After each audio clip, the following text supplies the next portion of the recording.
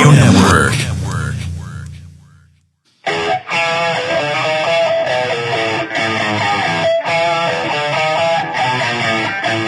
This is the Mind of the Meanie. Here are your hosts, the Blue Meanie and Adam Barnard. Peace, world, and welcome everybody to the Mind of the Meanie, your weekly peek into the world, according to former WWE superstar and ECW original, the Blue Meanie. We'll cover wrestling, music, movies, sports, and lots of useless knowledge, all contained in the Mind of the Meanie.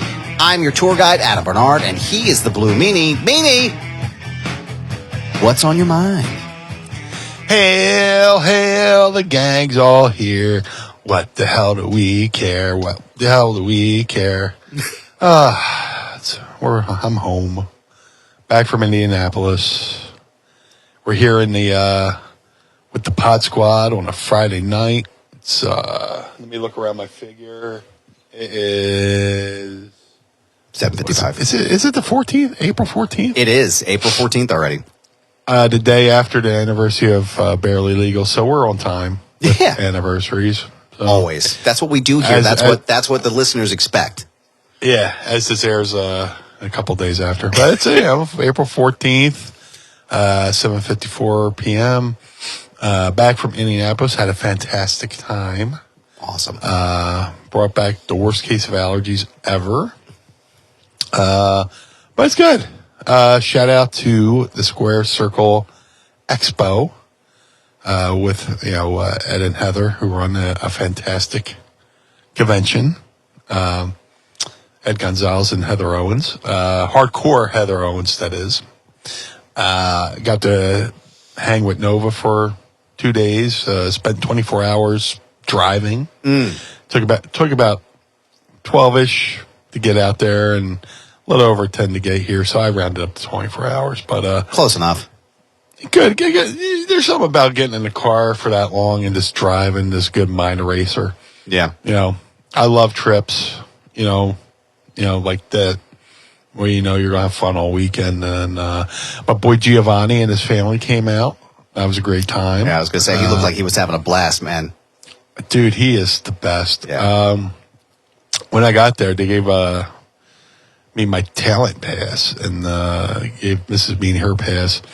And I hit up Ed. I was like, hey, my buddy Giovanni's coming. He's like, oh, yeah, cool. I was like, look, can I get him like a media pass, like a press pass? Because I explained, he was at the Super Bowl. He had press credentials, this, that, and the other thing.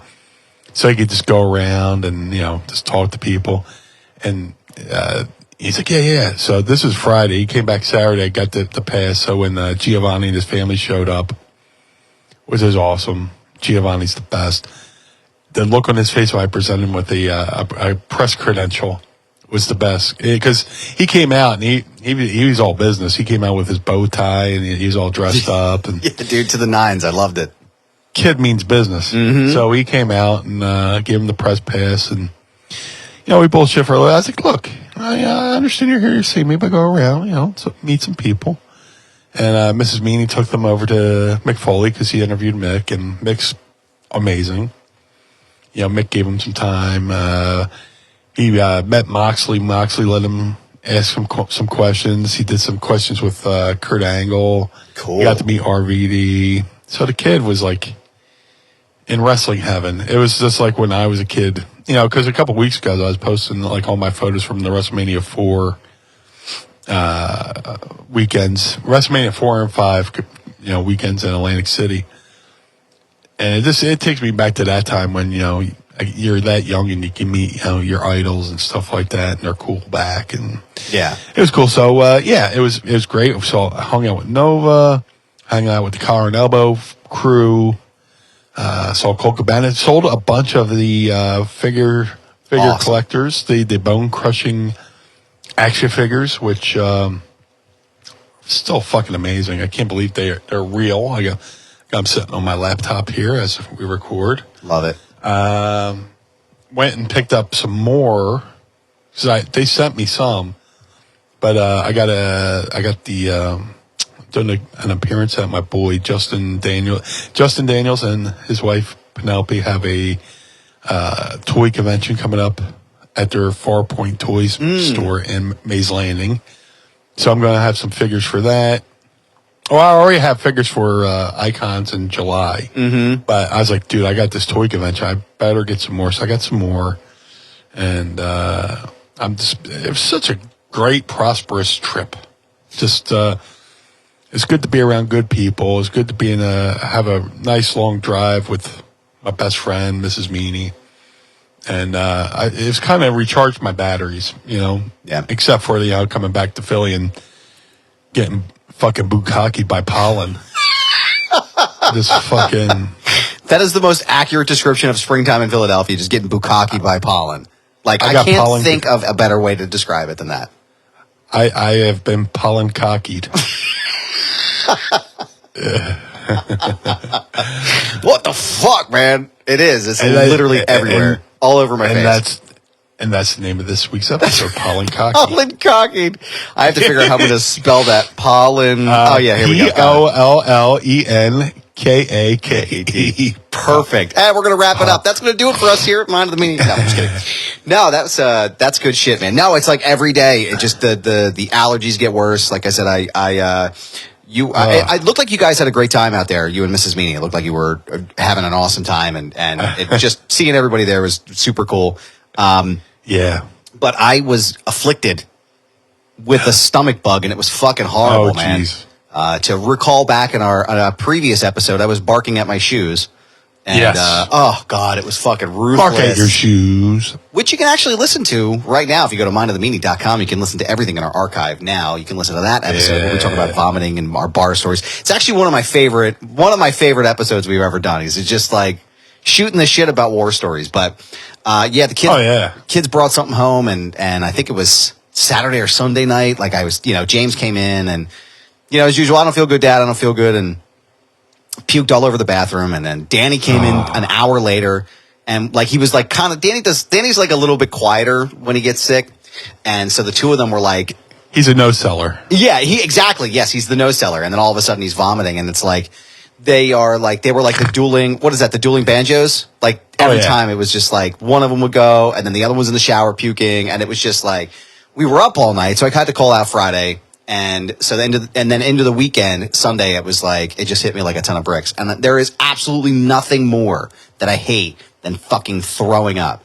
And it was it was both ends. It was horrible. So finally better now, but I had wished for a sweet release of death at that point. But you mentioned something a second ago that I wanted to come back to. Was about the photos that you took, which I like. Every time I see that photo of you and Gorilla Monsoon, I pop a little bit because I'm like, that is the coolest fucking thing in the world. Yeah. But there's been we have a lot to talk about too, because there's been some crazy shit happening in we haven't talked in like 2 weeks. Yeah, I mean, what have we missed anything, y'all? Has anything crazy happened? I don't know.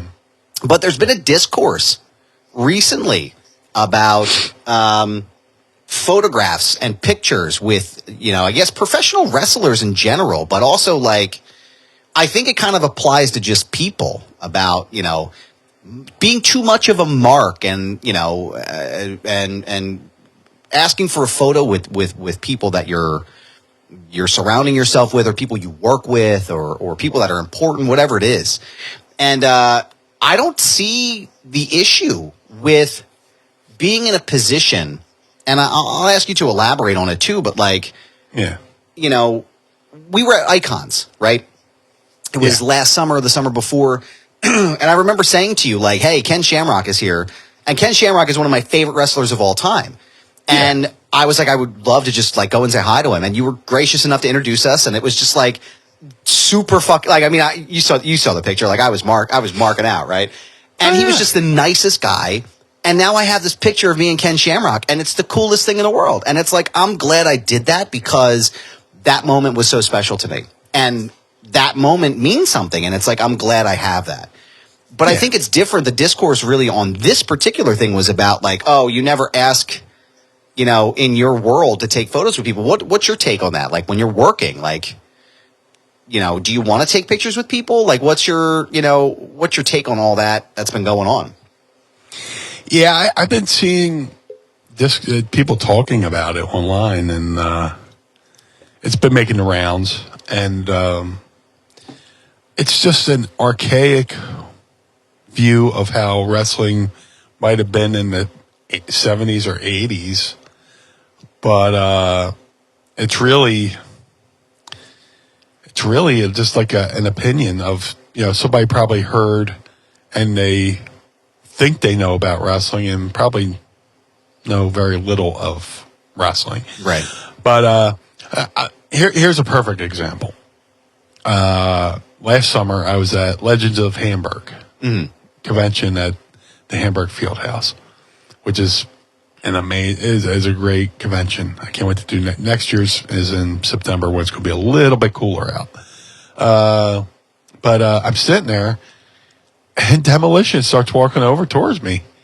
I was like, "Hey, what's up, guys?" He's like, and Bill Eadie said it perfect. He's like, when we got in the wrestling business, they always said, it's always taboo to take photos with guys, you wrestle with, but, fuck that. Let's take a photo together. I was like, absolutely. And what's cool is I was talking to Kerry Silkin, so it's me, Demolition, Kerry Silkin, all in this great photo. I understand how the business used to be, but it's different. But there's been plenty of fucking examples of the boys taking photos with each other and posting them online. Oh well, they're just coming out online recently. Like the most famous and one of my favorite photos is the back of the bus photo with the Undertaker, Hall, Nash, Paul Levesque, X-Pac, Jerry Briscoe all sitting in the back of a bus, the Godwins. Right, yeah. It's like a murderer's row of 90s, Attitude Era wrestlers, yeah. Oh, my God. It's like the perfect fucking example of it doesn't matter, I've been reading all this online, and it's just like, and here, my opinion was, look, we as professional wrestlers spend most of our lives creating memories for other people. We should be allowed to preserve some of our own memories for ourselves. And there's so many people who are no longer with us that I wish I had taken the time to take a photo with. I'm grateful for the photos I did take. Mm-hmm. To me, it's like high school. It's like class. It's like a class reunion kind of thing. You just get together and take photos. Now here's the one point, like, where it's like, there's no problem in like say you're a young guy breaking in the indies and you're working a show with a named talent, and it's like, the end of the show, and you're like, hey, there's a way to approach somebody and ask for a photo. When a guy shows up and he's just setting up and he's trying to find a place to sit and all this shit, give the guy a chance to, relax, catch a breath, sit down, get ready for his match, this, that, and the other thing, and just get settled in. And then, maybe after your match or a little bit through the show, you get approached by, hey, would you mind if we took a photo together? And more than likely, the guy will be like, oh, yeah, absolutely, sure. But, like, if the guy's got one foot in the door, you're like, hey, buddy, can I get a photo? Right. Dude, don't bombard me. Yeah. Let me settle in. It's just like, just don't be, the protocol is just don't be a goof. Right. Be cool. Be cool. It's the best advice you've ever given me. Be cool. Just be cool. Just be cool. And just be cool about it, and more than likely it's never a problem. And there's times where, like, I've taken photos and I've seen somebody I know, personally, watching the photo being taken. Sorry, first day with the new mouth. And I'll take my photo. I'll be like, hey, yo, hop in. I'll tell somebody hop in, and we'll take the photo, and it's never an issue. So the whole thing of boys taking photos with the boys being a mark is fucking stupid. It's really fucking stupid. Especially if it's somebody you're friends with, it's somebody you've been working with over the years, and even if you're new, just be cool about it, and everything will be fine. But whoever is still carrying that flag probably. It's always the people who've done the least in the business who talk the most. Yeah. I could go out online every day and give my opinions and give advice and all that stuff. And, it would be cool, I guess, but I'd rather save that, experience for like in-person time and stuff like that. Right. Not every situation applies to every person. But I also think too, it's like, like just to give you another example, like when we were, at Icons together, like I'm usually there with you, and Bully Ray came up, friend of the show. Yeah. Busted Open. Listen to that show, by the way, on Sirius XM. It's fantastic. Busted Open. Shout out to always Dave good, Lagrange always good, and Tommy Dreamer. absolutely, And Mark Henry. But Bully Ray came up to the table, said hello to you. Like, it seemed like it was a really cool, like, little moment. Said hi to everybody there. And it was like, in my brain, I'm going, it wouldn't have even crossed my mind if you were like, hey, man, can you snap a picture of me and Bully real fast? Absolutely. Like, and in my brain, because you guys have worked together for so long and you guys have been friends for so long, like, it's not even like, and I would imagine it would have been the same back during the ECW days. It would have been the same during the WWE. Like, it doesn't, you guys are friends, and it just doesn't, I don't know, something about the dialogue and the discourse that's coming with this, because I think there's a difference between approaching in the way that you talked about and then being aggressive, right? We're not talking about people that are like running up on Rey Mysterio or Rhea Ripley in an airport. Like, we're talking about colleagues. Yeah, that's different. Yeah. We're talking about colleagues in a professional setting who are trying to document something together. Like, you're on the road how many days of the year? I just thought the whole thing was nonsense, and it perpetuates this idea of, you're like, shut up and wrestle. You know what I mean? Like, and it doesn't, Chelsea Green had a great tweet about it. It's like, she wants to capture these moments, and she's glad she did. I even sent you after this. I saw somebody posted a picture of you in Perry Saturn from an event. Yeah. And I sent it over. She was like, hey, man. And I always try to do that. Like, if I see them online, I try to like grab it. Hey, Meanie, I'm not sure if you have this or if you've ever seen it. I love that photo you sent me of Perry, because I don't even think I had it, but I remember where it was from, which was kind of cool. That is cool. Yeah. And it's cool that like you recalled it. I think you had mentioned where it was, but again, it's like Minnesota. We were doing a show in Minnesota together. Oh, it's amazing.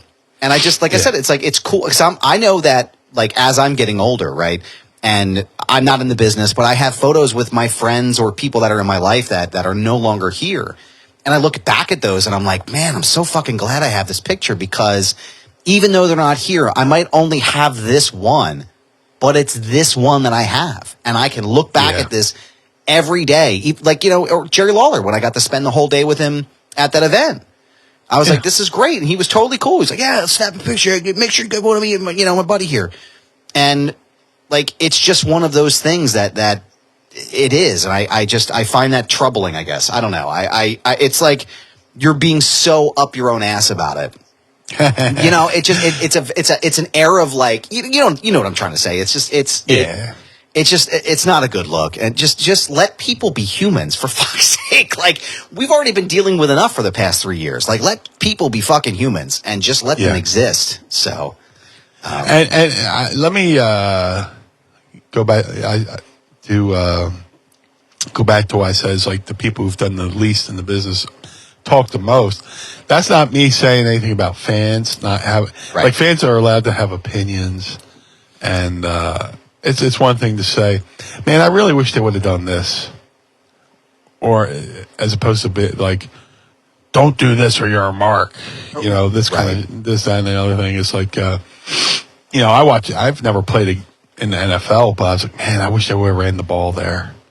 That's one thing. Fantasy booking's fine, but I could never sit here and watch an NFL game and be like, oh, I could draw up a plan better than that. Like, right. It's just I couldn't do the X's and O's of football and go to a board and okay, you here, will you block this guy? Blah, blah, blah, blah. I could never. If I went to a player and did that, I would expect that player to headbutt me. Right, exactly. Yeah. But I was like, oh man, if he could just, maybe ran the ball in that situation, the guy was like, yeah, but this is, and then the player could go, yeah, but, the play called for this, that, and the other thing. We thought we had this, that, and the other. There's difference between that. Like, saying in wrestling, I wish so-and-so would have won. It's different than like, well, the guy, on the headlock, there was too much daylight. It's like, what are you talking about? Just watch it. Yeah. Watch the fucking game. But also, too, like, it's even, like, social media perpetuates that, too. And I don't know if we talked about this before, but, like, even the other day, I was talking to, or was looking at Jess Margera's feed, and he was tweeting some stuff politically that wasn't aligning with some of his followers on the opposite side. And somebody tweeted back at him and was like, hey, man, maybe you should worry about getting Bam into rehab and getting him to lose weight and worried about gun control and blah, blah. And it was like, and he's like, you're welcome for the advice. I'm like, dude, go fuck yourself. Like, who says this kind of stuff on social media? That has nothing, Bam has nothing to do with the point he's making. Right. Like, what? Well, first, but it's like, it's like, and I've heard that stuff said to you or said to other people at like conventions and shit. Not about Bam, obviously, but like stuff in wrestling. And it's just like, what gives people the right to say these things to you or to Jess or to other entertainers? I don't understand like where the disconnect is in people's brains sometimes when they say these. It's like, do you not hear yourself? Like, does there no processing before it comes out? Because I'm sure most people, I don't necessarily think that most people are innately bad when it comes to that kind of stuff, right? Like, I don't think there's like a qualitative like nastiness to them as an individual. I just think like when they say things like that, it's like, why was that necessary? Like, why did we have to go there, Yeah, I have a kind of a cool moment from past weekend that applies to something you just, were talking about. Last year, I did the Squared Circle Expo II, the second one they ever did. And there was a moment at the convention where an older gentleman and his young daughter came up. I'm just sitting there at my table, and I'm just probably just reset my battery because, at these conventions, it's kind of like you're running for mayor. You're like, hey, how you doing? Hey, how you doing? Hey, how you doing? So there's a little lull. I was like, what? Let me just sit down for a second. My knees are hurting. My ankles are. Let me just sit here. So this older gentleman, his young daughter comes over to the table and goes, the Blue Meanie and JBL had a real fight on a live pay-per-view, and JBL beat him up pretty bad, and Meanie was bleeding. Last year I was with the Collar and Elbow guys. They brought me in, and I popped Rod Hicks so huge. I was like, hey, you know what? My grandma died from cancer too. You want to bring up other shitty moments in my life? He didn't get the point that like I'm a guy, I'm a human being, and you're just sitting there with a smile on your face explaining something really bad that happened to me, your young daughter, So, and that kind of stayed with me all year, to the point where I was like, man, what the fuck? Like, I should have said this to the guy. I should have said that to the guy. So flash forward, we go back out to Indianapolis to Square Circle Expo. Same older gentleman and his young daughter come over. Blue Meanie, it's so good to see you. I'm glad you came out here. Thank you for being here. And it was totally different. And just like really cool. His daughter was really cool. Not that he was trying to be a dick, but he wasn't being self-aware of the things he was doing. It was kind of insensitive. Right. I'll give him points for doing it to my face and not online, but. Right. Why'd you fight JBL again? What happened with the fight, man? Yeah, so it was really cool. I saw him a couple times over the weekend, and it just kind of washed away that feeling that I've been sitting on for a year of just anger. That's great. That somebody came up to my though. Yeah, somebody who had done something that really kind of hurt me. Just I'm sitting there having a good time, just wanting to meet people, and the guy brings up something horrible that happened to me. That's been, like I said, me and JBL are cool, but to come up next year and just be totally Blue Meanie is good to see you, blah blah blah. But I just it's oh, maybe I don't hate this guy now. So, it was a really cool moment. That even on the drive home, I remarked to Mrs. Meanie how Like, it was kind of like a cool thing to, like, quelch, like, something that had been bothering me for an entire year, you know. That's really cool. That's a great story, though. Like, it's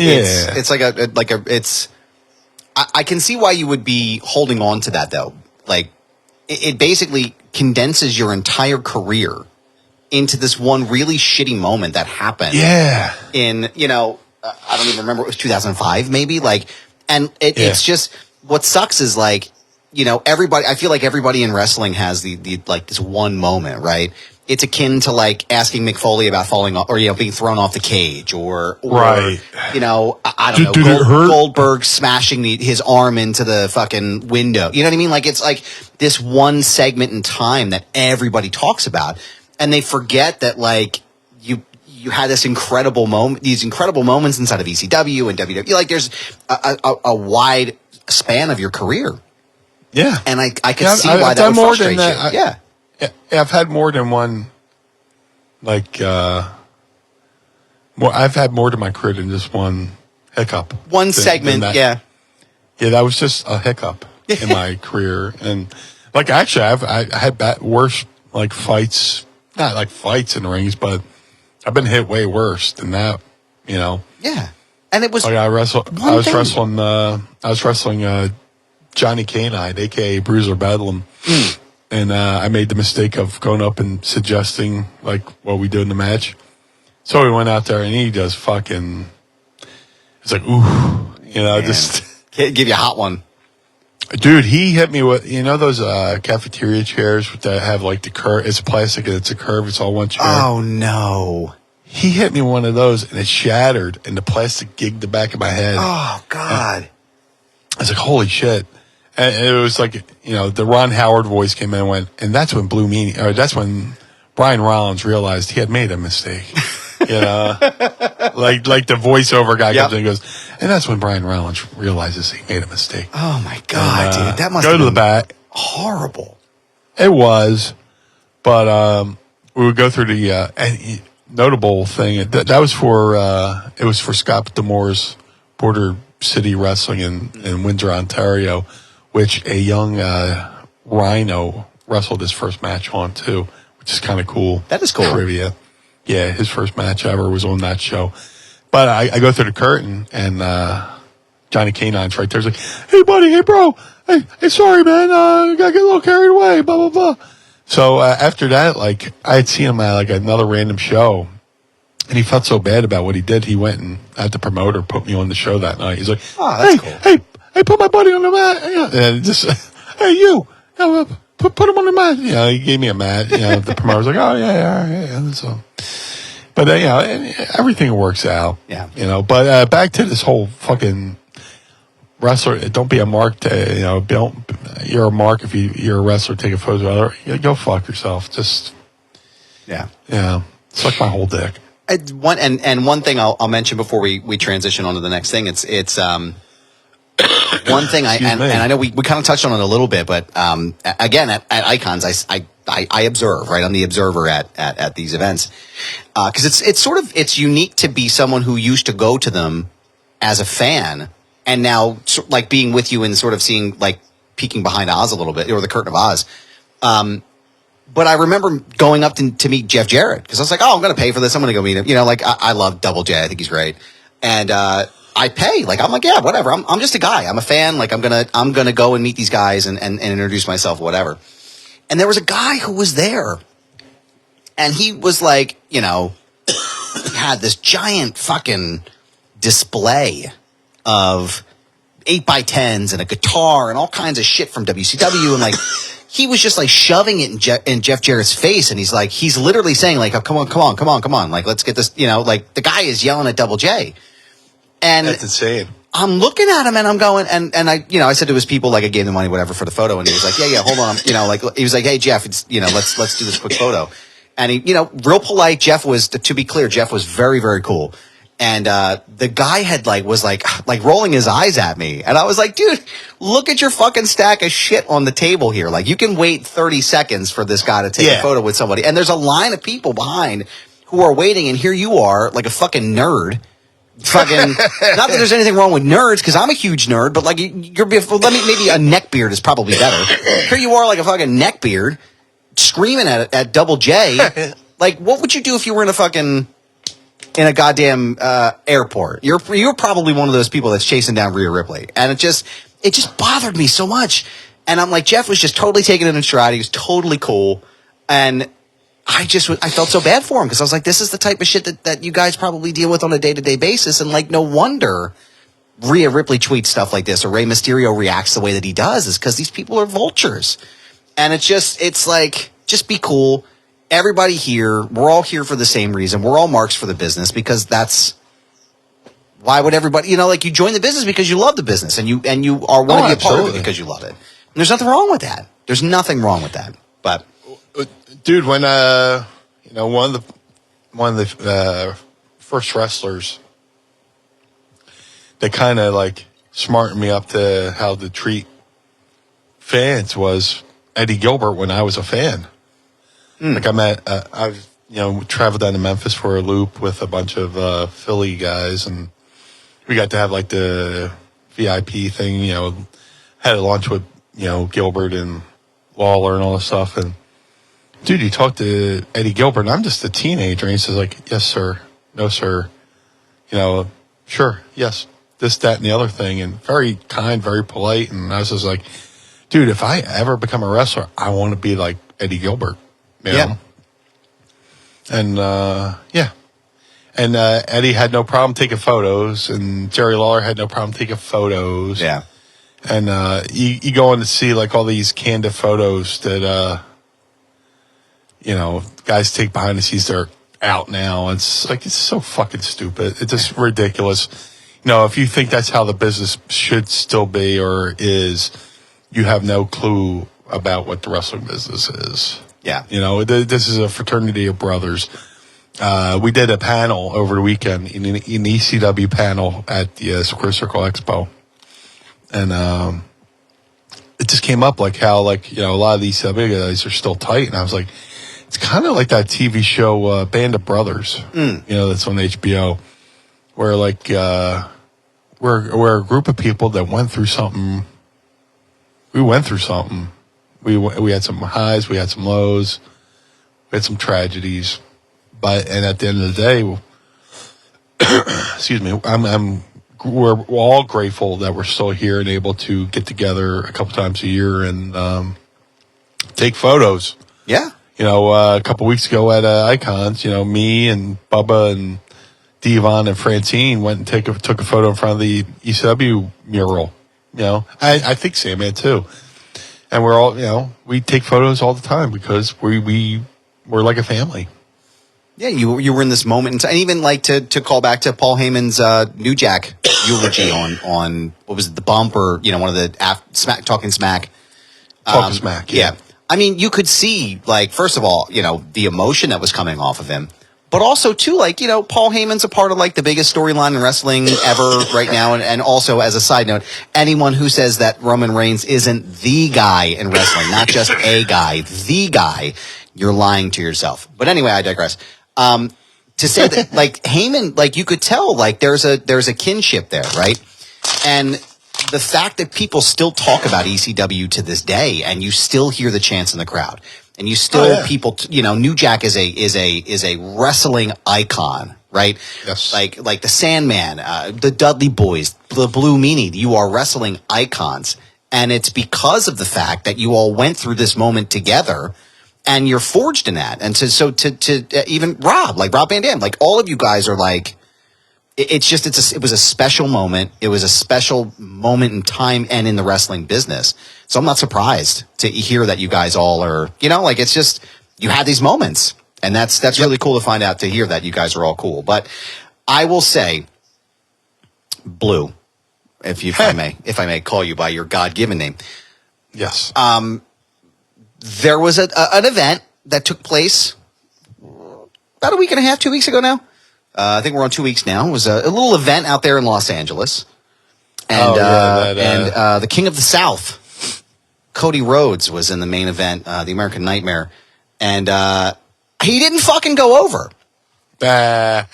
And I've been waiting to pull this apart with you a little bit here to talk about it. And I guess, what are your thoughts, man? Let's start there. What are your thoughts on Cody Rhodes losing clean? Well, mostly clean. He got pinned clean, but it wasn't a clean loss. Right. What are your thoughts on Cody losing, man? Before I give that opinion, I need to crack open a drink because I am dying Let's over do here. it. So I got a Liquid Death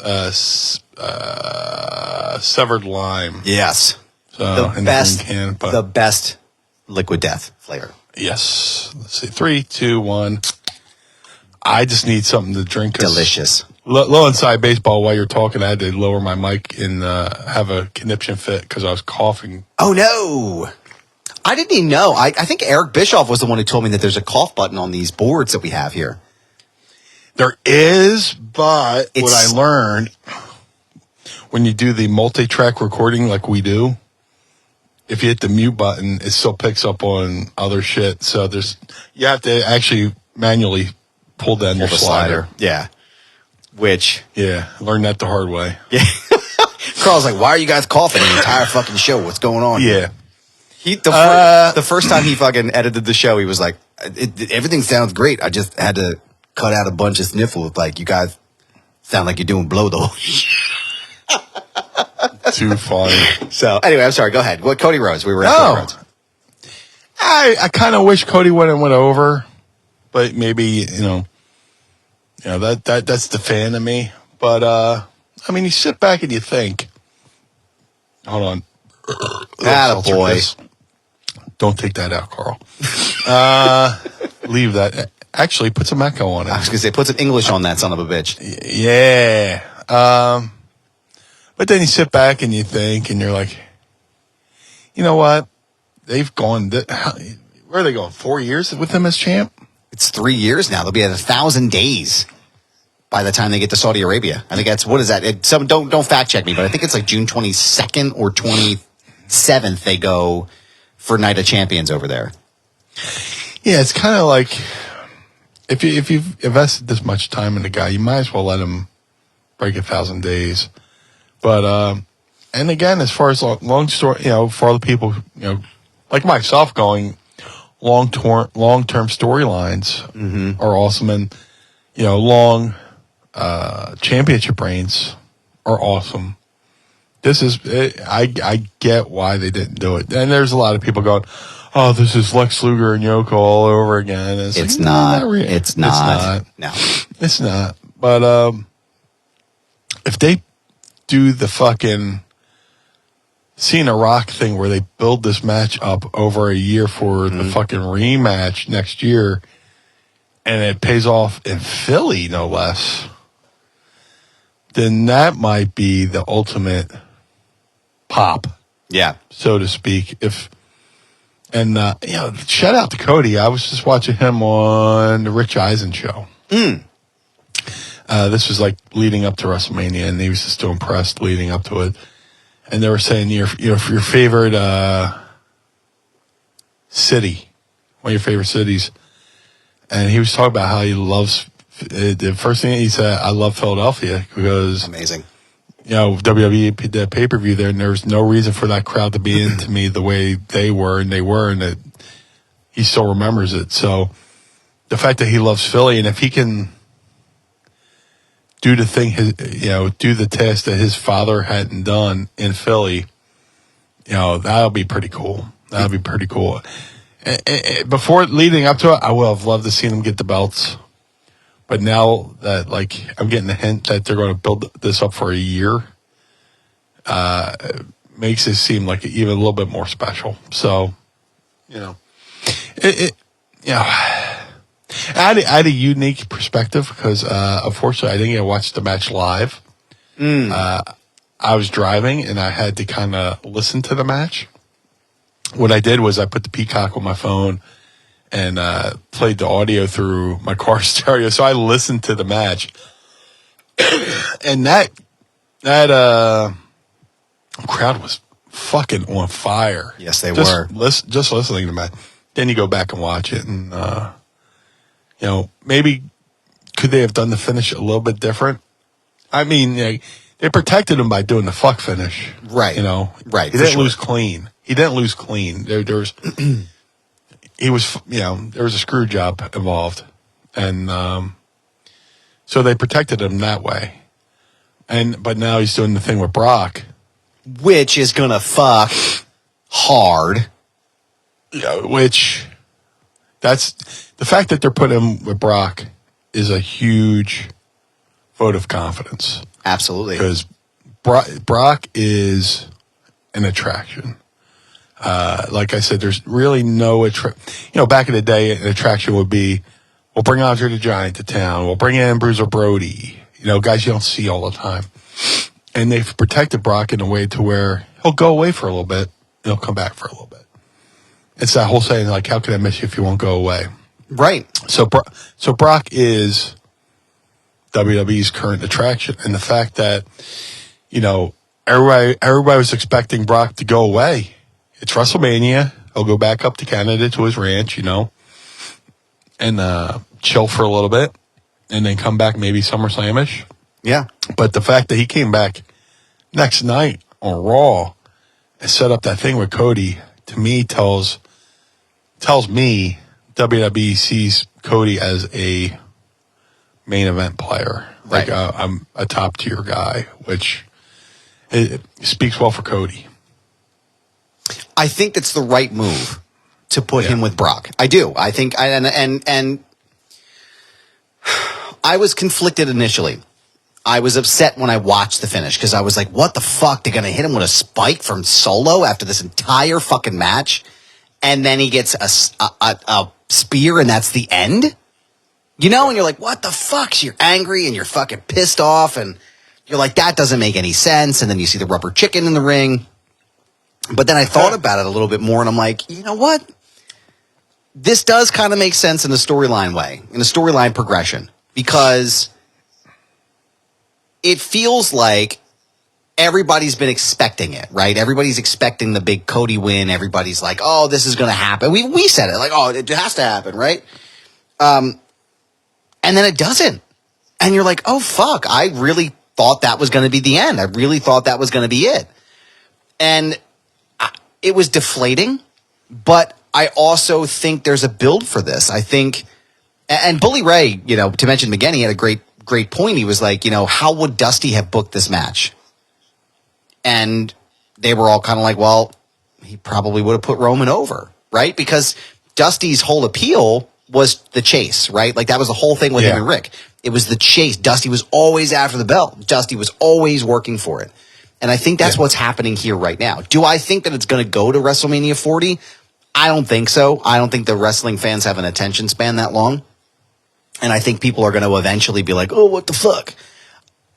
Me, preferably, as a person who enjoys a long-term story arc, I'd want it to go to WrestleMania 40. I'm okay with that. I want to see Cody build and build and build and fucking and win the Rumble again next year from number one, right? If you're talking about the struggle, the hero's journey, have him come in at number one and go over. Why not? Well, here's the thing. You can't let the fans dictate how you're going to book. Bingo. Thank you. Which sounds counterintuitive because I always say, when you're in the ring, listen to the fans. If something's not working, blah, blah, blah. But that's, the course of a match where you do the things to make them pop and stuff like that. But from a booking perspective, you got to stick with your instinct. And Paul Heyman said, Paul Heyman and Roman said in the press conference, this is only like the third inning of this storyline. And then the next night, on the Raw after Mania, Paulie kind of laid out that like Cody's not going to be a challenger at this pay-per-view. He listed all the pay-per-views that he's not going to challenge at, which tells me they're going for the long haul. Yeah. With Cody and Roman, where they might do something. Well, like the Cody Brock thing is going to be a little side road they're going to take on the way back to him eventually working his way back to Roman. You know, if it's constantly, constant, people will burn out on it and they'll be like, oh, whatever. But if you kind of take the side road with Brock and kind of make people forget about the deal with Roman, when you go back to the deal with Roman, right, people are like, oh, shit, yeah, that's right. He still has this issue with Roman. Yeah. So you kind of have to, it's like a sleight of hand trick, you know, you just kind of make them look over here for a little bit while you do the thing over here. So when you bring it back to the finale, yeah, and do the ta-da, people, it'll be like, oh, yeah, that's right. Mm-hmm. Cody and Roman, Cody still has an unsettled issue with Roman. And I think they could really position this as like a modern time Dusty Flair type of feud. I really think that they could take that course there. But I also think that there's a part of me that's like, oh, you know, and I'm guilty of this. I'm like, oh, I want Roman to fucking lose. I want him to fucking get pinned in the ring clean and blah, blah, blah, blah. But there's also like the other like more logical storyline, you know, English geek is like, I really want to see this story play out for a while. You know, like I'm really excited to be invested in this because I know what's going to happen, right? If it is in Philadelphia, because I'm going to fucking be there in Philadelphia. And if it does happen in Philly and Cody Rhodes goes over on Roman Reigns at WrestleMania 40 after a year of struggle and like beating Brock and anybody else, Randy Orton if he comes back and anybody else is in his fucking way, right? Like, that's going to be so much more impactful. The place, like, there's no roof on the link, right? But if there was, they'd fucking blow the roof off of that place, man. Yeah. It would be an unbelievable moment for wrestling, the payoff, the capstone. It's different than the Usos and Sammy and KO, right? That was an entire year of a build to that moment, right? Yep. And you get your payoff. So I think now at this point it's going to go forward. And also, too, to be clear, to go back to one thing you said about before we go into the next thing, but you just talk about Luger. You know, there was discourse, and again, I was involved in that as well. It's like, you know, Cody's going to get Lugered if he doesn't win and blah, blah, blah. But I don't believe that happened here. I was worried about that. The biggest difference was with Luger, like they were parading him around the country on the bus, the Lex Express. They had him come out at fucking house shows wearing the belt. I'll be your hero. God, how cheese.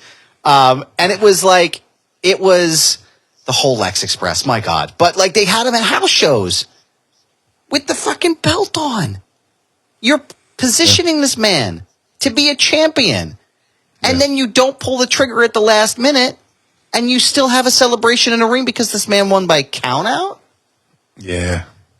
What? Yeah, wrestling fans will never know the frustration of watching a pay-per-view and never having the instant feedback of like talking to other people online. Yeah. And going, what the fuck? We had to watch that finish. It went off the air and then we had to go back to our lives. Yeah. And wait for like maybe a newsletter, maybe a After magazine to talk about it. And there wasn't like this vast online community where people can like talk to each other in real time and go, what the fuck? Yeah. There's no immediate echo chamber. Yeah. It's like we had to suffer in silence. I mean, SummerSlam 93 was like, oh God, how old was I? 8? And I remember even then going like, well, he didn't win. Like, why? Why is Razor out here with the fucking Steiner brothers? Why are they, parading, or whoever it was? I know it was the Steiners, but like, why are they parading him around the ring? Like, he didn't win. He technically won. And then they move him to the Rumble, and then it's him and Brett. They both touch the floor at the same time.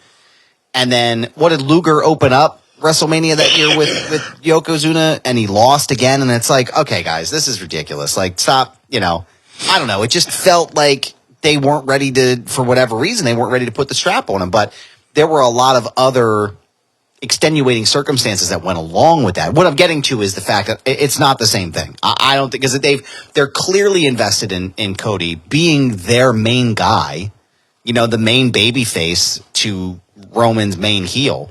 And this program with Brock is going to be incredible. So I'm excited for it. And Vanessa actually corrected me. Thank you, Vanessa.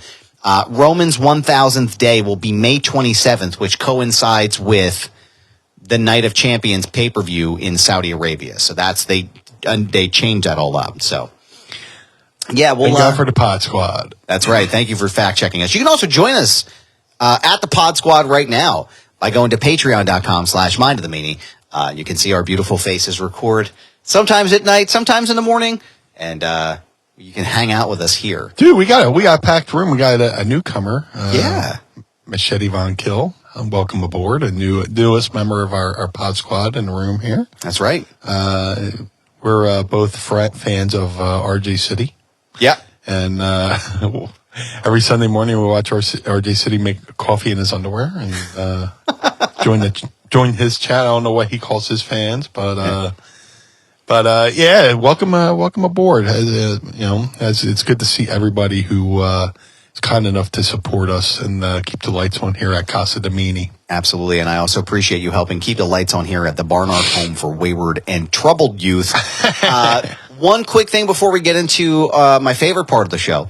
Wembley Stadium is going to be the location for AEW's All-In pay-per-view, and I want to know your thoughts on AEW going across the pond, mate. God bless him. Yeah. Meanie! Yes! Manscaped is here with a deal you can't pass over this Easter season. Do you see what they did there? That was real fancy. They've got the tools to give you the beautifully decorated eggs of your dreams. Just because it's Easter doesn't mean it's okay to hide those bad boys behind all that tall grass. So make sure your downstairs lawn is mowed. Go get yourself feeling as sweet as candy by going to manscaped.com and get 20% off plus free shipping using promo code MindMeanie. Meanie, how are the crown jewels holding up this Easter season using the products from Manscaped? The Meanie eggs are well kept this Easter season. I love the Lawnmower 4.0 trimmer, the Weed Whacker 2.0 ear and nose hair trimmer, the Crop Preserver and ball deodorant, the Crop Reviver, the toner, the Performance Boxer briefs, which are probably the most comfortable pair of underwear I've ever worn in my life. And to top it off, they give you a beautiful, handsome travel bag to keep it all in. I'm getting to that age now where I'm getting able to go to territory. I need that nose and hair, that nose trimmer, the hair trimmer, and the crop preserver and the deodorant and the reviver. I need all that stuff. I'll be 50 next month. It's coming into play. But thanks to Manscaped, I'm looking my best and feeling my best. And that's what it's all about, is looking and feeling your best, Meanie. And it's also time to put the Meanie eggs into the perfect basket with the Performance Package 4.0 by Manscaped. Inside of this ball care buddy basket, you'll find their Lawnmower 4.0, Weed Whacker 2.0 ears and nose hair trimmer, the Crop Preserver ball deodorant, the Crop Reviver toner, and the Performance Boxer briefs, which absolutely are the most comfortable pair of boxers I have worn in my entire life. And a travel bag to hold your goodies, not just the ones that are being held by those boxers. The Lawnmower 4.0 trimmer is an elite electric trimmer. It has their proprietary advanced skin-safe technology that is designed to trim hair on loose skin. The Lawnmower 4.0 is also waterproof and equipped with a LED light, so you can keep those eyes on those eggs even in the dark. The Easter Bunny also, Meanie, will let you know, dropped off an extra special gift with a Performance Package by adding the upgraded Weed Whacker 2.0 nose and ears hair trimmer, which helps reduce nicks, snags, and tugs in those delicate nose and ear holes. And Lord knows I need it, because if you can see me right now, I got some hangers, man, looking like I have a full grassy knoll inside my nose. This package also comes with their Crop Preserver ball deodorant and Crop Reviver ball toner. Yes, you heard that right. This is ball deodorant that can change your life. April is Easter, but it's also Testicular Cancer Awareness Month, Meanie. And Manscaped has partnered with the Testicular Cancer Society to bring awareness to testicular cancer, men's health, and early cancer detection. Manscaped is committed to raising awareness for the most common form of cancer in men aged 15 to 35 and giving support to fighters, survivors, and families impacted by testicular cancer as a part of their We Save Balls initiative. So definitely a great time to get these products right now. Don't forget to check your balls. And this is serious. I know we like to joke around in these ads, but it's serious. Check your balls. It can save your life. So go to Manscaped right now, manscaped.com, and save 20% plus free shipping with the promo code MINDMeanie. That's 20% off plus free shipping with the promo code MINDMeanie at manscaped.com. Hop, Meanie, into the best deal of the year with Manscaped. And as always, we thank them for sponsoring the program. I hope they fucking pack the place, man. That'd be great. Like I said, all wrestling is good. Some wrestling I wish was better. Look, I love wrestling, and the best thing about being in love with something is knowing when to say, when it's doing good or when it's bad. But like, dude, I'm really rooting for them to fill Wembley. I've been to Wembley for 2 events that weren't soccer. I went 2018 for the Eagles-Jaguars game, and then just recently for the Taylor Hawkins tribute show. And by the way, the Foo Fighters are teasing new music, which has my antennas up. Please, Dave. Dave, if you're listening to the show, I know you're a fan of the show. It's me, Adam. I'm here with Blue. Who's your favorite wrestler? Please give us new Foo Fighters this year. Thank you. Yeah. Need it, man. Yeah. But yeah, back to AEW. Yes. Dude. And that just lets, what that signals to me? That CM Punk's coming back. Yeah. Come back. Yeah. He's got to, you need, usually you have what's his name? I'm paraphrasing Jim Cornette. Sometimes you have a match that needs a stadium, or sometimes you have a stadium that needs a match. Yeah. Right now they need a match. I mean, they're going to sell a lot of tickets. Yeah. I'm confident. To be over in the UK and stuff like that. Hop, skipping, and some of those folks who are usually used to flying over to America for big events have a big event right in their backyard. Yeah. So now, they're going to fill that place. But if you give them one solid match, like main event match with CM Punk against, like, say, Punk and Omega. Yeah. Like I say, that will be the gravy as far as ticket sales. I can see them putting like 40,000 people in there, but you put in CM Punk and Kenny Omega, I'm saying maybe an extra 10 to 20,000 seats being sold in that place. For sure. So that place is fucking huge. Well, you have to factor in the folks that are going to fly over there from America, too. I mean, there's a lot of folks that are going to go over there for this event. And people are going to schedule their summer vacations around this event. Yes. It's in August, summertime overseas.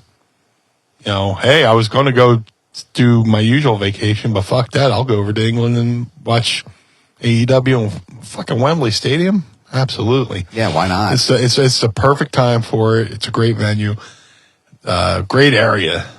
I love, dude. 2 times I went to Wembley, fucking fantastic. So, I'll be excited to see what happens with this. I'm conflicted about Punk, man. There is a part of me that really, I do. I'm a CM Punk guy. I've always really enjoyed his work. Big fan of what he does. But I know we've talked about this. We touched on this a couple times on the show, but it's coming back up because it really feels like that's where they're going with this, right? Like there's no other reason why a lot of this stuff is coming out now. There was the reports on Fightful. I think it was that there was preliminary plans in place. And again, to be clear, like no one reported that he was actually coming back, right? They're just saying that, hey, plans are kind of been talked about. Media literacy is important, friends. But I think there's just it's like, what's the upside for him at this point? Really, what's the upside? And I think if he's going to come back to this, it's got to mean something. And they have a good storyline now with the Pillars and MJF, and there's a lot of really good things going. So it's like, my thing is always in my brain as the wrestling fan. I'm like, okay, then what? Okay, then what? We have Omega, and then what? And then what's the next? It's like, where's the progression of him going to go? But I don't know. How do you feel about Punk coming back, like, overall? Dude, here's the thing. Punk is Punk. He's the same guy. You know, you can say he's an acquired taste, but you know what? A lot of guys have done similar things back in the day. It just wasn't as amplified because there wasn't social media back then. Right.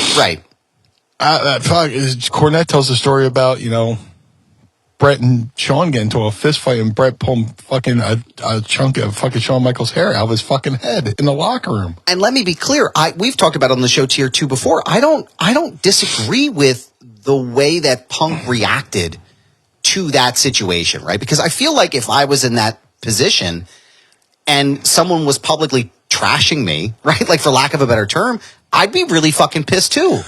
My point was they did the service by they did Punk at the service by letting him go straight from the ring to that press conference. Yes, you got to let him go to his locker room, decompress. You know, he's literally going from the ring to the fucking podium, eating a cupcake, eating his post-match meal at the fucking thing. Yeah, you let a couple people go before him. Let him sit in his locker room. Let him eat his cupcake. Let him drink his whatever drink he was. Let him go. Yeah. And then he goes into that press conference. He might have a whole different attitude. It may never have happened. But they literally, they took the cake, they took the prodded and poked and bloody tiger. Injured. Put him in front of a fucking, and literally, you know, and this is not a knock to him, but like, put him in front of Nick Hausman, who they already have a history together of some regard. I don't know what it is, but like, that's going to cause some issues, right? But again, I don't necessarily, it's not that I don't understand where he was coming from, right? Or the things that he was feeling, but there were a lot of things that really went wrong there. But you're right. Like, to your point, like, this shit happened probably every single day in the locker room back before there was social media, before there was media scrums or things like that. This just happens there's fucking guys pulling guns on each other, or fucking, you know, you watch the Memphis Tales from the Territory, and they talk about, you know, a guy hitting the ring with a fucking straight razor to fucking try to cut Jerry Jarrett, and Jerry Jarrett pulls the guy's fucking eyeball out. Right. Or somehow Jerry Jarrett managed to survive pulling the guy's eye out. You know, just unbelievable, right? Or even like something as tragic as what happened to Bruiser Brody. That was a dispute between him and another wrestler, and it's just it was a horrible situation, and unfortunately the show still went on. Right. Not that I'm agreeing with it. I'm just saying guys have done some fucked up shit in this business. So Punk had a rough press conference. You mean you can't do business with him because the words he said at a press conference? Right. And he reacted negatively to, you know, barging in his room. Right. Whereas dude, like I said, they should have let him decompress before that press conference, and things would have been a whole lot different.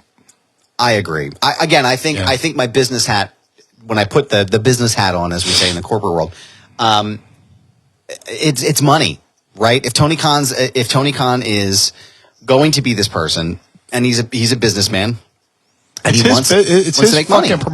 It's his fucking promotion, and nobody should dictate to him how he spends his money. No. You know, he's paying Punk millions of dollars, right? And he deserves an ROI on that, right? And to Punk's credit, Punk wants to earn his keep. He wants to. Punk is probably like, I really would like to earn these millions of dollars. I could easily just sit home and collect these millions of dollars, but no, I want to earn my paycheck. And let him. Yeah, let him come back to the ring and let him show and prove. I hope he does. Yeah. I hope he does. I would personally enjoy watching Punk and Omega, or even, like, I know there's been talk about CM, what do they call it, CMFTR versus the Elite. But again, it's like you have to. The best drawing matches or storylines come from real life issues. Right. Yeah.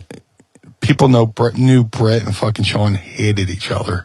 That's what made their matches that much more special. You know, the fact that there might be a real life issue here might make might be the difference between drawing 40,000 or 60,000 people. Fuck, I had my issue with JBL and we still did business. Even though we had made up right up until before we did the match, we still did business. Yeah.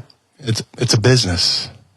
And that's ultimately what it's going to be about. So I hope they can figure it out. I hope they can make it work, at least between him and Omega. I think that would be a fucking hell of a fight. But one hell of a fight that I'm having right now is in my intestines. No, I'm just kidding. I do have a question for you, Sir Blue, if I will. Yes. I have a question for you. What's that? Are you ready to ask me? I would love to. It's time to ask me anything. Ask me something. Don't forget. Tweet us your Oh. questions using the hashtag AskMeanie, and you may hear them on the program each week here. I'm going to start with the Pod Squad. Andy Schlichter wants to know, along the similar lines to what have been discussed today, where is the fine line between long-term booking and not pulling the trigger on a hot angle? You just got to feel it,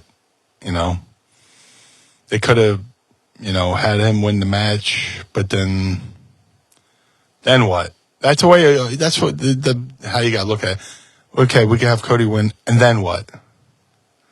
You've been talking about this championship reign of over 900 days, and you're just going to have him come up short, of 1,000 days. But it's just a matter of feel, just a matter of feel. And, shit, back in the day, Vince Sr., most bookers had the blow-off written, a specific date for a blow-off a year in advance, and book it up and down the course of the year. And that's the beauty of doing, live TV each and every week. You can adjust on the fly, as opposed to if you're writing a scripted show where you got to stick to the script. If something's not working, you can adjust to it as you're going along with the storyline. So that's the thing. You got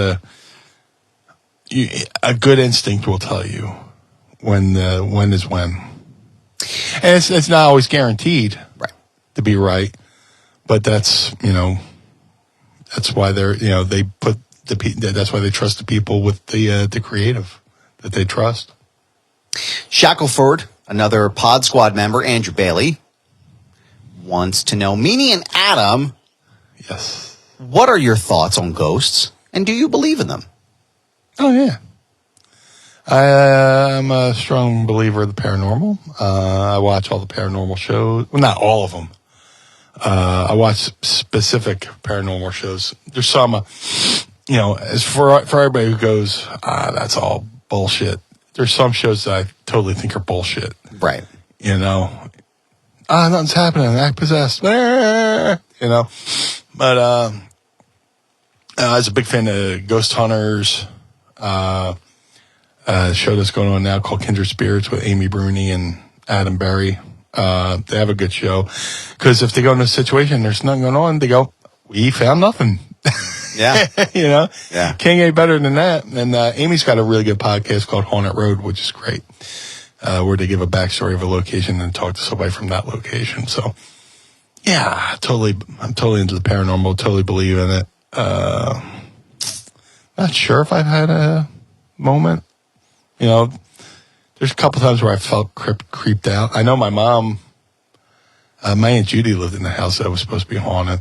And my mom had an experience in that house to where she just fucking left and moved out.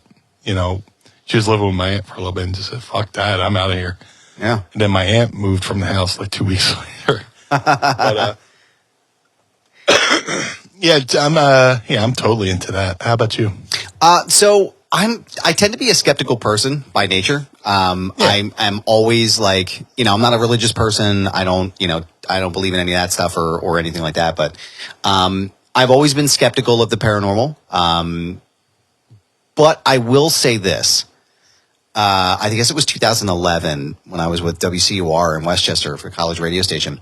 We did a bunch of events at the Pennhurst Asylum, which is down here in Chester County in the area here. Yes. And super cool people over there. Fantastic haunted house, hayride stuff. Go and see them. during the the Halloween creeper season. Fantastic place.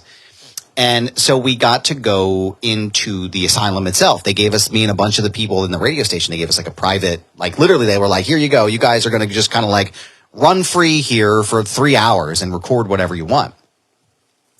And it was super fucking weird. Like it was because there were areas of the asylum that they allowed us access to that weren't open to the general public.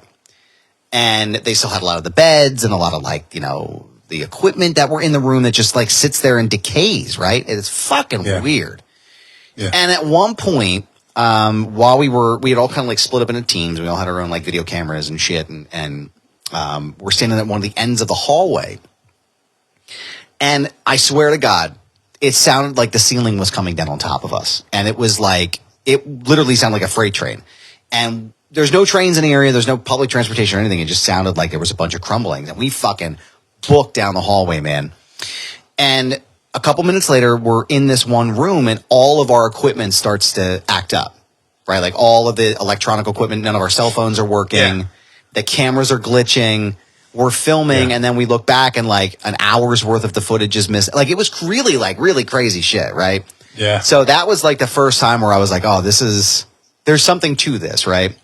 So I can't explain exactly what I experienced at that place, but fuck, it was crazy, man. It was definitely like kind of took me back a little bit, So yeah, dude, and shout out to my boy who listens every week. My boy Mikey Hawes, aka Flatbed Mikey on Instagram. Oh yeah. Him, me, and Mrs. Meanie are all old school fans of the old Art Bell show. Yes, I remember that. The Shadow People, west of the Rockies. Just I've always been a big believer of paranormal, UFOs, all that shit. Yeah. I'm not saying 100% it's real, but there's people I know who've had experiences. I believe I've seen a UFO. I'm sure we all have. I wouldn't be surprised. Yeah. But, there's energy all around us, Imagine telling somebody explaining to somebody from the 1800s what a cell phone is. Yeah. Or a lap. Let me go get my laptop. Your what? Your lap? Your lap what? Your laptop? The top of your lap. Right. Your lap's your front, is, all the things that we could do technology as far as energy and shit like that. Now imagine, your body's made up of carbon and all this shit. Just there's got to be something to it, I think. Now it's where you border on like religion and all that stuff, and right. Maybe it was just paranormal experiences, just who knows? I don't know. Well, there's also the law of conservation, right? I don't know anything, and that's why I'm so fascinated, because I don't know, and I want to know more.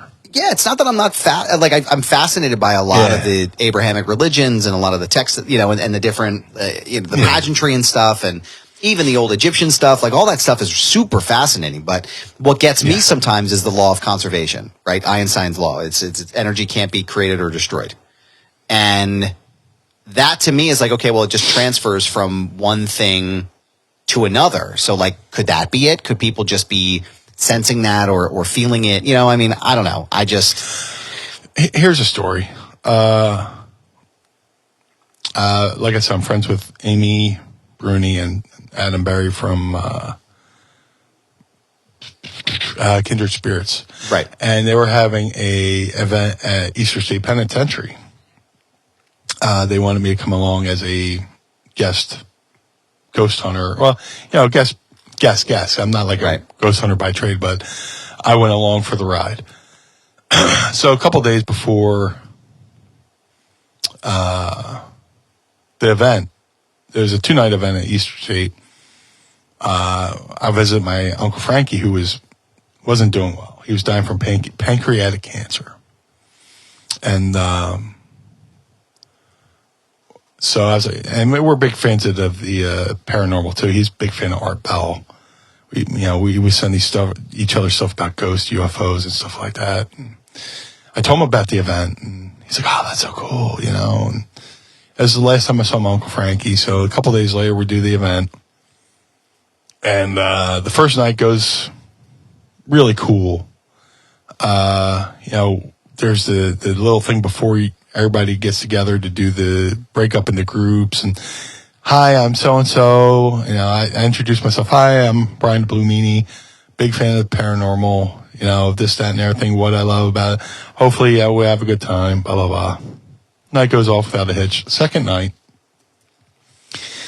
same thing. Different group of people, but we have that pre-hunt meet and greet. Everybody sits down in their chairs, and me, Britt, there's another ghost hunter, Britt, whose last name escapes me, but he was from Ghost Hunters, and Adam are in front, and I go through the same spiel, but for whatever reason, I felt something came over me. And I felt off. I felt weird. I went to do my normal shtick, and I just couldn't formulate words. I felt like I was stumbling over my words, this, that, and the other thing. And I get through it, and everybody else, the next person starts to talk. I send Mrs. Meanie a little text. I was like, just take a photo of me, take a photo of me. And she snaps a photo, and this back with shitty fucking flip phones and stuff like that. So we go out. She sends me the photo. Nothing going on. But I get home from the event, and I learned that at the exact time that I was up, because she took a photo, there's like a timestamp of me texting her, the exact moment where me, who's used to speaking in front of people and being a public speaker, couldn't formulate words to say this, that, and everything. My uncle passed away. Wow. That night, that same time, as I was talking in front of these people, I believe in my heart I physically felt him leave. Wow. Because the next morning I wake up, my Aunt Ree is my Uncle Frankie. Aunt Ree was his wife. She calls me to let me know. I was like, when? Last night. Oh my God. And I didn't want to go, oh, well, exactly what time? Right, I beat around, I went last night around 9:30. I was like, oh. Look at my phone, look at the time of the text. I believe there's energy among us, and I love my Uncle Frankie. If my Uncle Frankie wasn't my uncle, I wish he was my dad. Wow. That's how much I loved him. My real dad was in my life. My grandfather was my dad, but take my grandfather out of the equation. If I had a choice, Uncle Frankie would have been my dad. So, I truly believe in that stuff. But I can't explain it. Right. No, it makes sense. I'm with you. Like I said, I'm with you. I'm in the same boat. Like I feel like I don't have a description for it. I don't have an understanding of it. So it's like, okay, well, I'm not going to say one way or the other. I've experienced some things. I've seen some shit, and yeah, I'm sure. Again, like it's like the universe is, and again, I don't understand physics. I don't understand astrophysics, like the actual components of it, but I love hearing about the theories and the ideas behind it. And absolutely. I mean, our universe is just so. I mean, we're literally a blue dot in a sea of billions and billions and trillions of blue dots and yellow dots and green dots, and to imagine that we are the only intelligent life in this long, strange trip of ours is just it's so pompous and arrogant and short-sighted. I don't think that any of these if there are any other forms of intelligent life, I don't think they have the capabilities to connect with us. Like the way we don't. I would be surprised in that regard, but I'm really hoping for a Star Trek future, man. That's really what I'm hyped for is Star Trek. So. Yeah, you can always say that they could be among us, and just or they came, saw how we're acting, and said, "Let me get the fuck out of here." I'm sorry, who's president? The orange guy? I'm out. Yeah, no, they were like, "Peace, I'm done." It's like when GPS sends you through like a rough part of town. You're like, "Oh, what the fuck? Let me get the fuck out of here." Yeah, get the fuck out of Dodge. I'm not doing this. MapQuest would always send me through a rough part of town. I'm like, what the fuck? Yep, every time. Last question for the day. Mark in Dryden wants to know, I was very impressed with the Dusty Rhodes bio. By the way, Dusty's hanging out on my desk here today. I have not seen it yet. Have either of you met him? Oh. And when did you first become a fan? Oh, yeah, I've met him. I most famously told the story on this podcast, but I'll revisit it. I ain't going to be the dick go back to episode 23. Jump all the way back in our time machine. I did a show, well, like,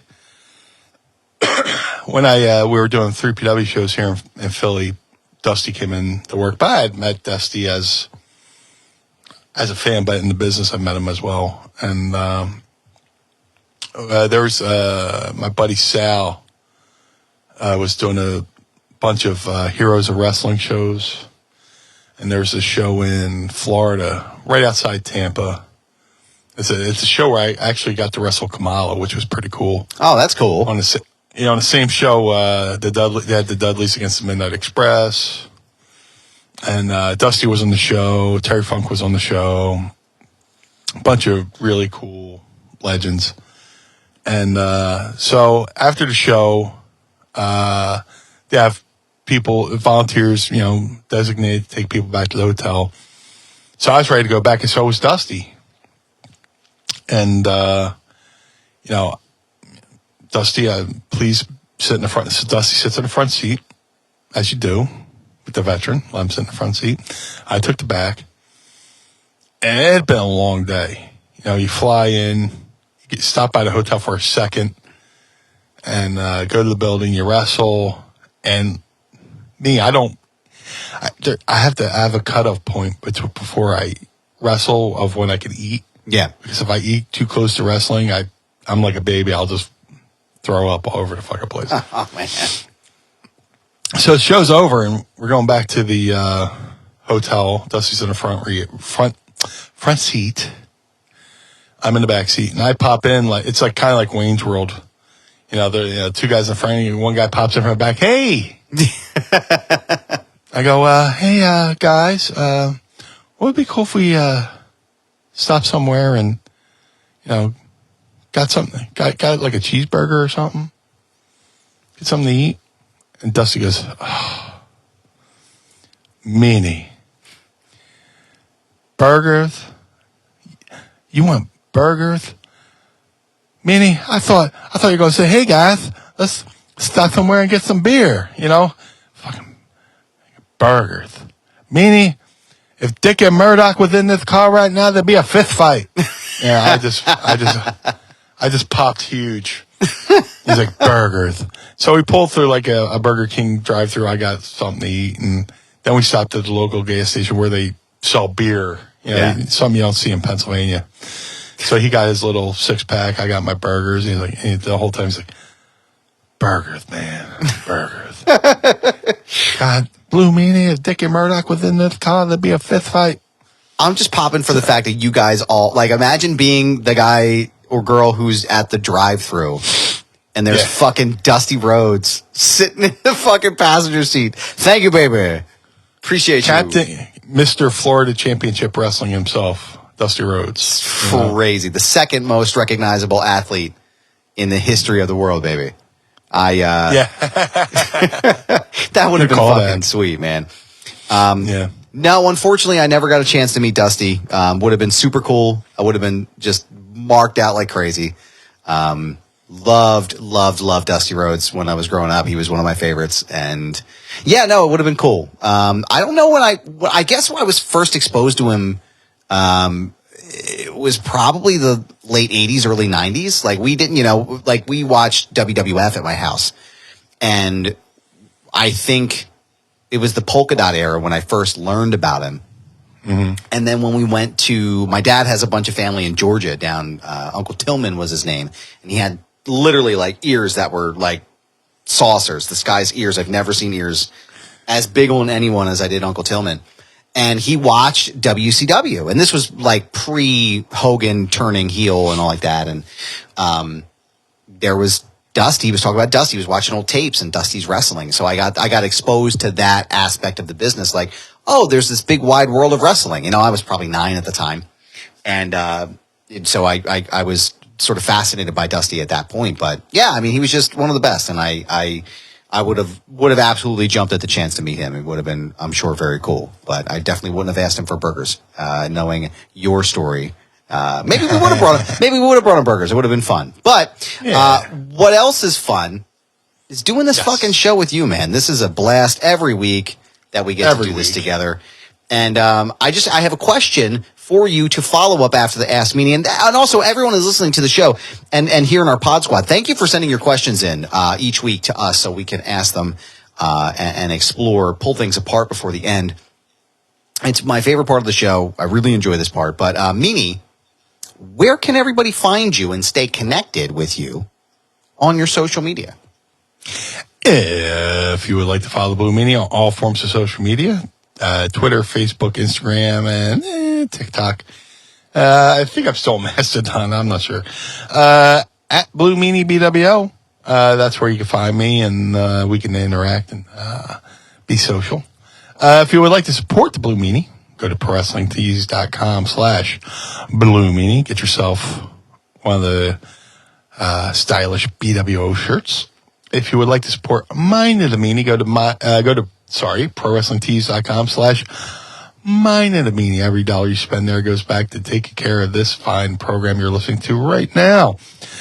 Colin Elbow, the wrestling brand, go to ColinElbowBrand.com. Use coupon code Meanie or use coupon code MIND and save 10%.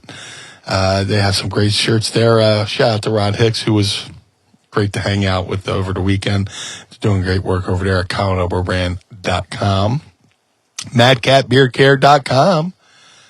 Go there and get yourself the Blue Spruce Beard Oil and Balm. Shout out to my boy Josh Thornton, doing a great job there taking care of the cats. He rounds them up, takes them to the vet, and lets them go on their way feeling a whole lot better. So if you're a cat lover like myself, go to MadCatBeardCare.com.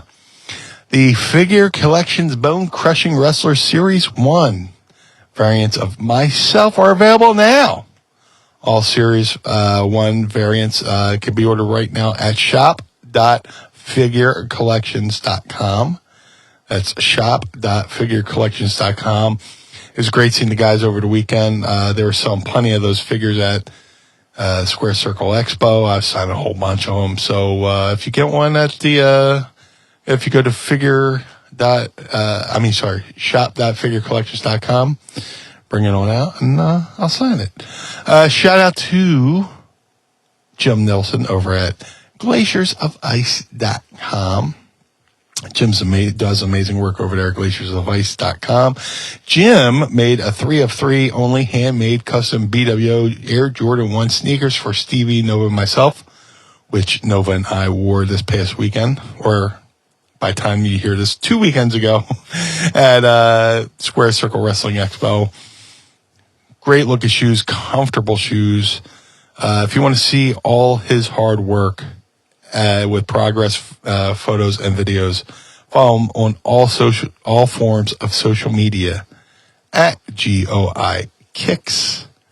That's on all forms of social media at GOI Kicks. Cameo.com/Blue Meanie BWO for birthdays, holidays, and well wishes. Go to cameo.com/Blue Meanie BWO and get yourself a video today. Let's get together and have some fun and try to make somebody's day a little bit better. But most importantly, Mr. Barnard, where can we find you? Thank you, sir. I appreciate that volley there. Thank you very much. If you want to follow me on social media, you can go check me out. It's Instagram, Twitter, TikTok, and on Mastodon still.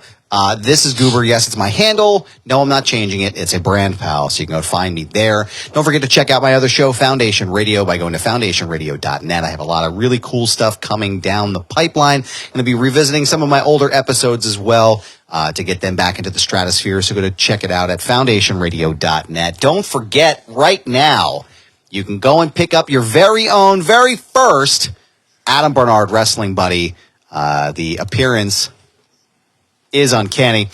Go to brothersgatter.com and pick yourself up a buddy. And also, while you're there, get yourself a 2-pack so you can look at us while we're recording with the Blue Meanie and Adam Barnard at brothersgatter.com. If you want to pick one up, yeah, they even got our tattoos on it, which is dope. You got Meanies here in the arm right there.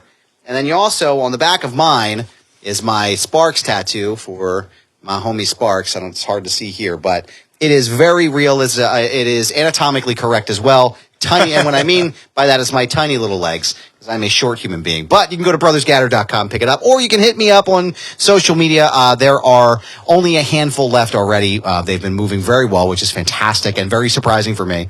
But really excited about that. Brothersgatter.com. The Feinberg Method. Go and sign up to work out and get into my routine with my trainer and best friend, Brad Feinberg. I will be with him in Las Vegas at the end of the month. And I will send some pictures to the Pod Squad to show while we're out there. But you can use promo code Goober and save 20% on your entire purchase, not just physical wellness, but also mental well-being as well. TheFeinbergMethod.com, ProWrestlingTees.com/Foundation Radio, ProWrestlingTees.com/Mind of the Meanie. Pick up a shirt and help keep the lights on at Casa DeMeanie and the Barnard Home for Wayward and Troubled Youth. I want to say Patreon.com/Mind of the Meanie. Become a Pod Squad member today. We want to thank Manscaped for sponsoring the program, and the sponsors that you heard at the beginning and the end of the program for helping us stay afloat here. We appreciate you, Pod Squad. We love you so much, and thank you again for listening. We will see you again next week for the Blue Meanie. I am Adam Barnard. Join us again each and every week as we take a trip to the mind Blue World Order of the Meanie. Peace.